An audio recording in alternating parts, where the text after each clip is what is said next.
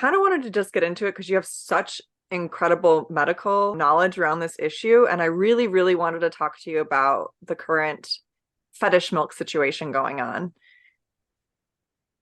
Yeah, that's quite a situation that we're in. Right? I finally had the stones to talk about it today a little bit because I've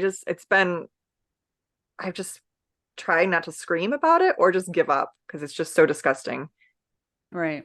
And so I to like backpedal a little bit that's a the fetish milk situation is where you have people who are male who had and you have three puberties, right? When they talk about puberty blockers, there's actually two other periods in your life before adolescence where you have the hypothalamus pituitary gonadal activation and you have elevated levels of sex hormones. And these are doing a lot to pattern your body for subsequent development because development builds on past development. So you have a period when you're in the womb where your sexual differentiation happens and you're exposed to these elevated levels. And then you have another period in infancy that can last from about, depending on your sex, it is for several months during infancy, is to as late as 2 years old. And then that's doing a lot to pattern your body and to create structural differences early in development that are then magnified later in development that allow you to produce healthy milk for an infant at the quantities an infant needs.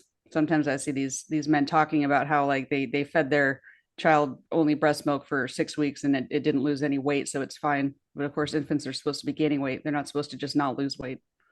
So it's called failure to thrive. So it's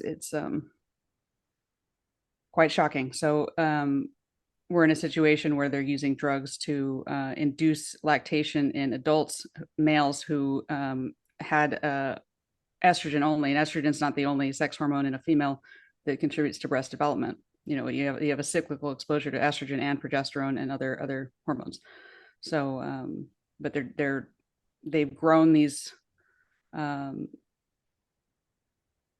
pseudo breasts, I would call them, and then they're using drugs to then induce um, this sort of lactation in order to give them the experience of breastfeeding a baby. So it's very much centering the emotional needs and whims and desires of an adult male over the physiological needs of an infant. Yeah. Do you have any idea of like potential outcomes for what this could do to a child besides it not gaining weight? Like, or because there's been some studies, but those studies even lean on why there might not be enough nutrition, but it's still important to basically validate the fetishist males that are doing Right. this. So in addition to the many side effects of not getting the nutrition you need when you need it that early in life, there's bonding issues that happen because these men are motivated by a different goal than the mother would be, and are having a different developmental history that led them to this point. So you have to assume that there's going to be some impact on development there, psychosocial development of the infant. The fact that there's drugs that they're taking, some or all of them are going to be able to then transfer into the breast milk, and you know, your doses of a medication is scaled to your body weight, and infants are very small.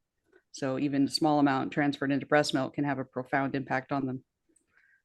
And yeah, we obviously don't experiment on infants formally with this sort of protocol, so we don't actually know Yeah, all of that's the true. impacts it's going to have long term.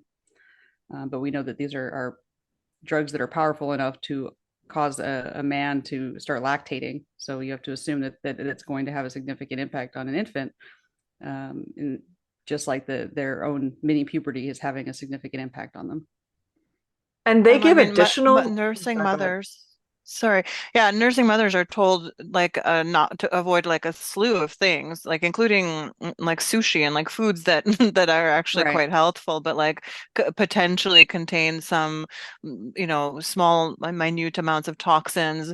They're told certainly to stay away from alcohol, and I can't imagine like there's sort of like downstream metabolites of some of these pseudo hormones and whatever other recreational drugs that some of these Right. males are taking that I don't like. It doesn't seem like anybody's excuse me, too concerned. And this whole idea like I'm outraged about how nursing mothers would be told about failure to thrive and would be absolutely held to account and would be just dragged across the coals. And I've known women who have weighed infants before and after feeding in order to make sure that the infant now contains a certain amount of like nutrients. Right. And like, but these males are being just validated all over, celebrated in the public sphere. And so I like, And the what do you? literature is full of doing this, where the goal was to induce lactation so that a male could partially feed an infant for a period of maybe a month before they decided even that was like too much. But so it's just like it is ever the people involved know that this is not centered on the infant. It's not in the best interest of the infant, and it's in the interests of a man who wants to have an experience and use an infant as a prop.